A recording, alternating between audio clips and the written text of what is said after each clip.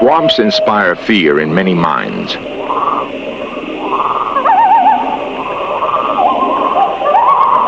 Dark and damp, they are full of mystery and creatures that slither in the mud. An experienced guide entered Louisiana's Honey Island Swamp one fall day in 1973. The outing would become the stuff nightmares are made of.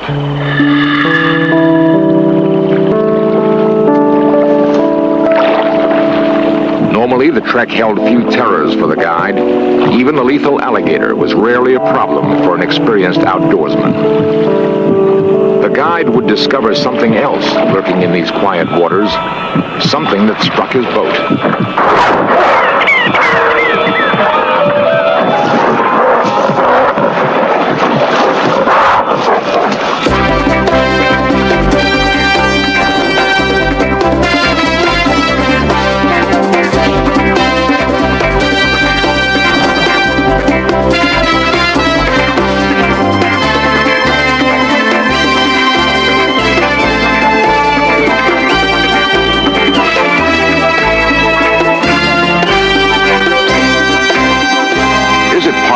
That an unknown creature lives on the edge of man's civilized world? The Honey Island Swamp is only an hour's drive from New Orleans. Once entered, however, it is the forest primeval. Deep within the Honey Island Swamp, a creature described as half man, half beast has been tracked. For the hunter, as well as the hunted, the search is a dangerous game.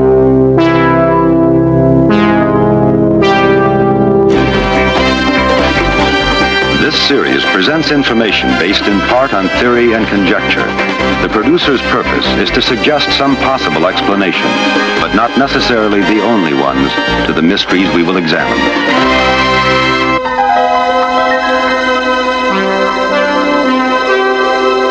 There is a land of endless winter where the air is thin and clean, with peaks soaring 5 miles high to form the icy roof of the world, the Himalayas. The nomad Sherpas who tend their flocks on harsh alpine meadows believe they are not alone in the wilderness. They know the mountains are gods, and that the gods have spawned good and evil spirits who keep watch from the highest crags. The most frightening of these spirits is the man-beast the Sherpa call Yeti. Western men call him the Abominable Snowman. Abominable because legend says he kills those foolish enough to enter his frozen world.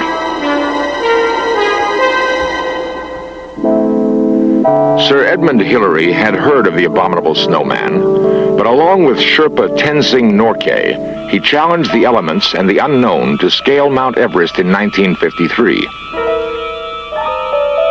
Hillary would bravely return years later to search for the monster, but would find nothing. Other places in the world have secrets to tell, and there are other men fascinated by mystery. One such place is America's Pacific Northwest. One such man is Peter Byrne.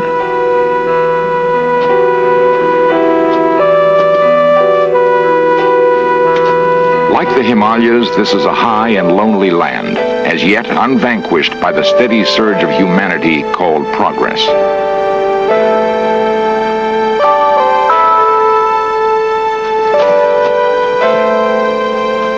Byrne once hunted game in the foothills of the Himalayas, where he became fascinated with accounts of the Yeti. Now he roams the Northwest, substituting camera for gun, in search of another man-like beast, Bigfoot.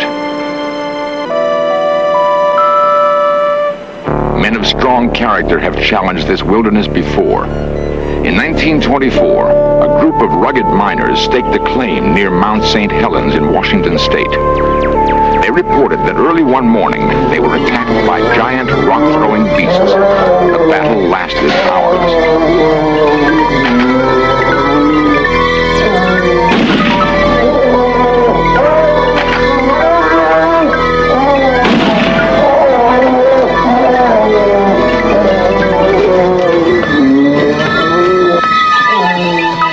The miners thought they had killed one of the creatures, but no trace was ever found. Bigfoot and the Abominable Snowman have much in common.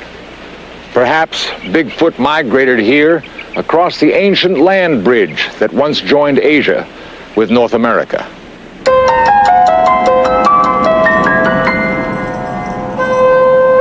A world away from the mountains is the urbane and colorful city of New Orleans. Yet less than 40 miles from the Superdome, concrete and steel give way again to wilderness. Called Honey Island Swamp, 27,000 acres of sluggish streams, still ponds, and dense subtropical forest make up another of the world's great remaining primitive areas.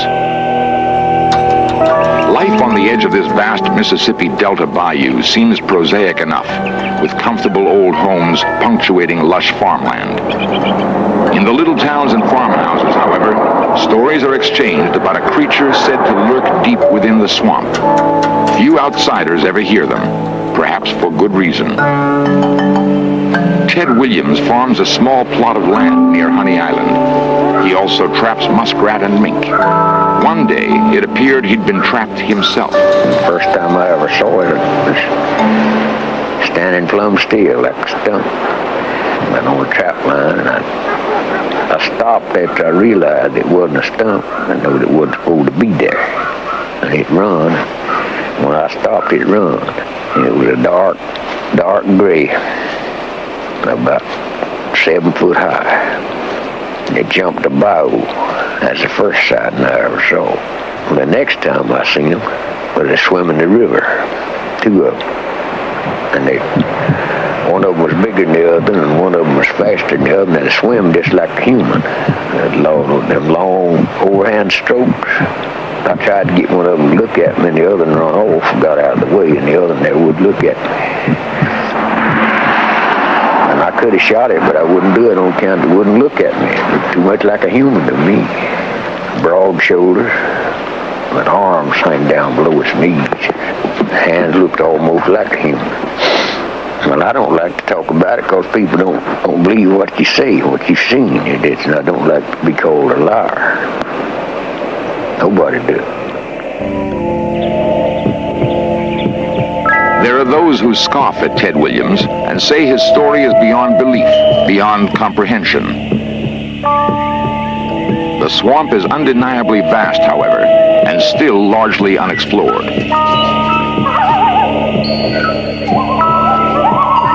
It could hide an incredible secret for a very long time.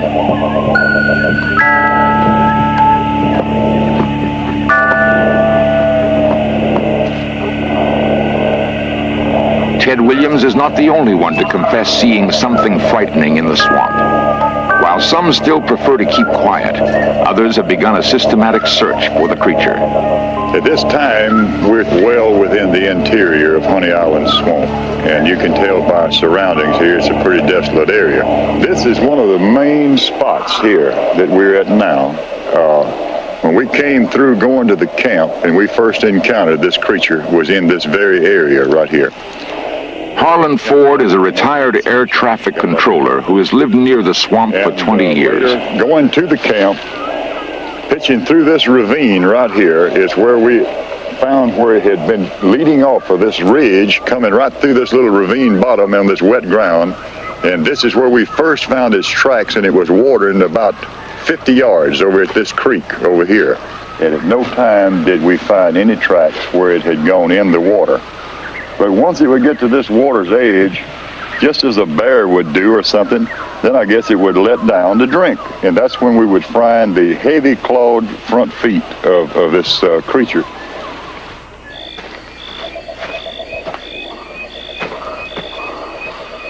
One evening late, just about dusk dark, a friend of mine, we encountered eyes.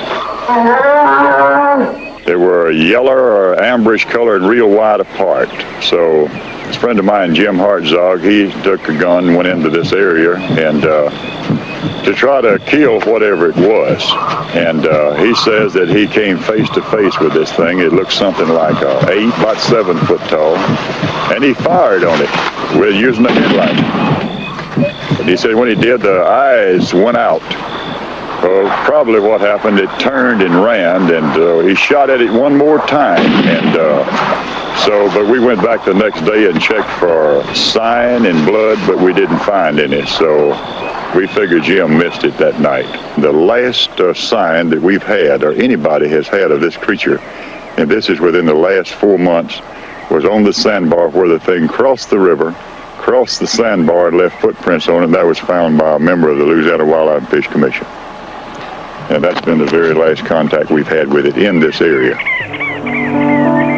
Men are hunting the creature with guns. It seems unlikely the next encounter will be a peaceful one. If finally cornered, what will the creature do?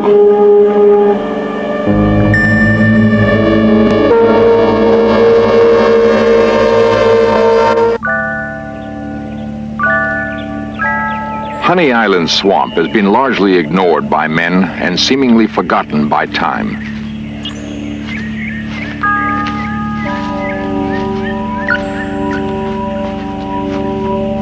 Monster hunter Harlan Ford is among those who believe a prehistoric relative of man may have been isolated here ages ago, developing in its own way, unmolested by the winds of evolutionary change. Ford is pressing his search deeper into the swamp. He's walking where a few men before him have gone. Traditional scientists have largely ignored the reports of monster sightings. Ford hopes to come up with evidence that will change their minds. A track, obviously fresh. It resembles nothing that is known to inhabit the swamp. Clearly, the track was not made by a man.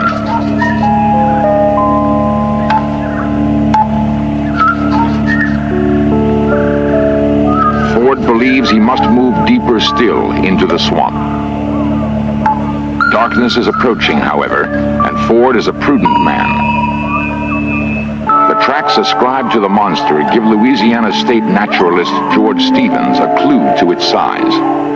From what we can find out and from the tracks we've found in the woods, I would say that he's about, well, from the young to the old. It's hard to estimate how large the young are, but if something like this has a 10 or 12-inch track, and if he puts enough weight on that track to bury in the sand or the mud so deep, then you can estimate something about what he might weigh. So I'd say a full-grown male adult probably would weigh better than 400 pounds, stand about 7, maybe 8 feet tall, and be almost completely covered with hair.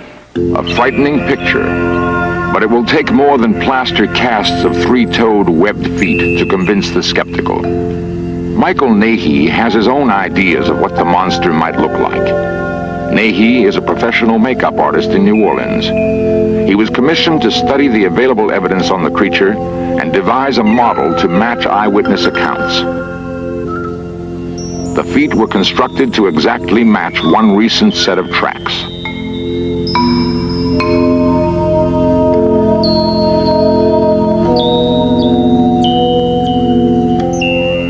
The face mask couldn't be as accurate. It does, however, match the descriptions of several eyewitnesses.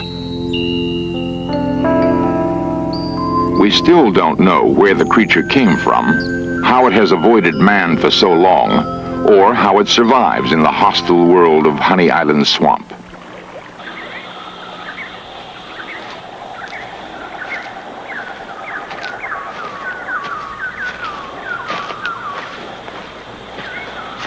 If a man can survive in the bayou without tools or fire, it follows that a man-like creature can.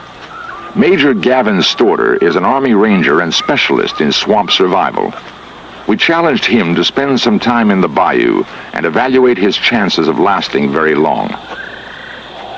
As long as you can overcome your fear of it and try to understand what's there, you usually have very little problems as far as the food sources go, or negotiating, moving, or anything else. And the biggest thing I would be concerned with would be the plant life. What plants could afford me an obstacle, or would afford me an obstacle should I have to move around or try to move around after dark. I would also look for food sources, both animal and plant life, and the feasibility of catching animals.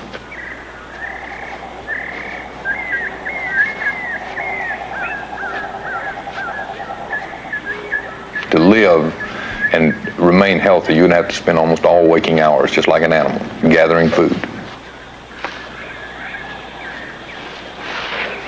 Most of the plant life is edible, if you can get it past your mouth.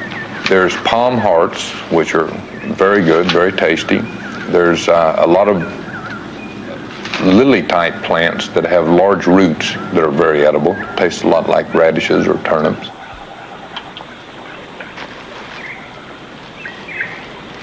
If the swamp monster does exist, it must have had a long time to adapt to its environment. Major Storter's experience suggests that the creature would be omnivorous, including everything from ants to leaves to large animals in its diet.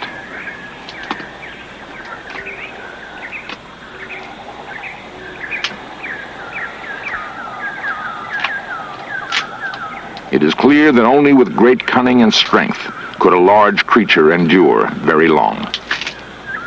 As far as the insect life goes, there would be a lot of insects that could be eaten.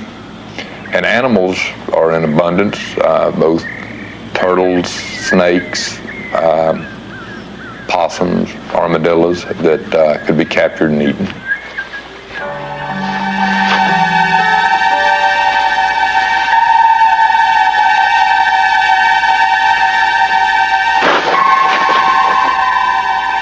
Major Storter teaches that a man's inhibitions can be overcome, that whatever he needs for basic survival is available to him in the swamp.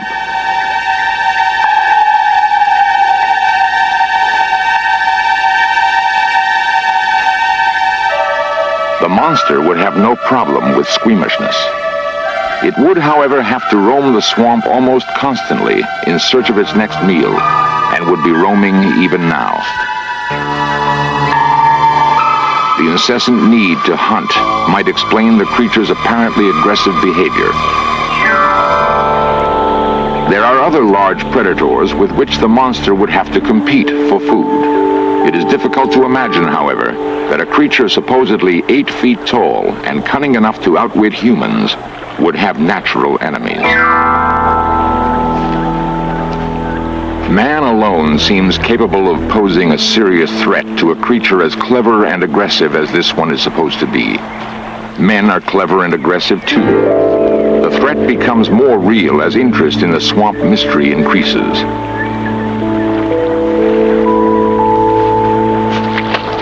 Nature's balance is delicate. So far, however, only a few men have penetrated deep into Honey Island Swamp. Man and monster are not in direct competition for food.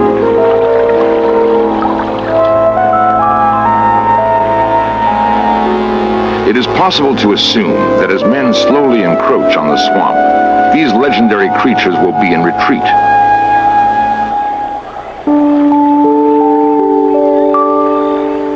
There are those who have reason to believe that someday someone will get hurt.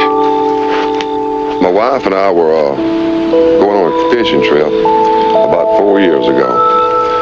And about 9 o'clock that night, well, I heard this peculiar noise that screamed out down the river, I'd say a half a mile away. Harry Ford and his wife were about to spend the most terrifying night of their lives. My wife wanted me to build a fire, so I was out gathering up wood, you know, to build a big fire. And it screamed again. This time it was closer. I'd say it was maybe 300 yards from us this time. This really scared her, and it scared me. I tried not to let her know it scared me, you know, but so I went ahead and kept on building fires. And less than 10 minutes later, it squalled again. And this time it was right on top of us, you know.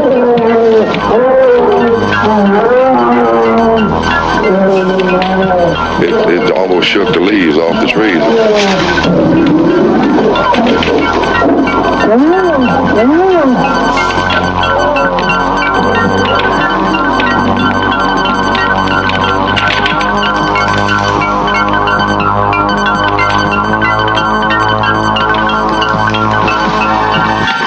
What was it that terrorized the Fords that night in the swamp? No one really knows. If we are on a collision course, man and monster, then it will be tragic for both. It would be a pity if it took such a tragedy to finally solve the mystery of the Honey Island monster.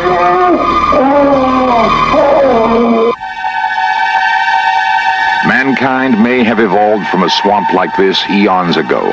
Perhaps we left a part of ourselves behind. I know what I saw, and I know what we got on. And since then, we don't sleep in that camp without a nylon rope on the door or without a loaded gun. From my standpoint, I'll relate it just like it is.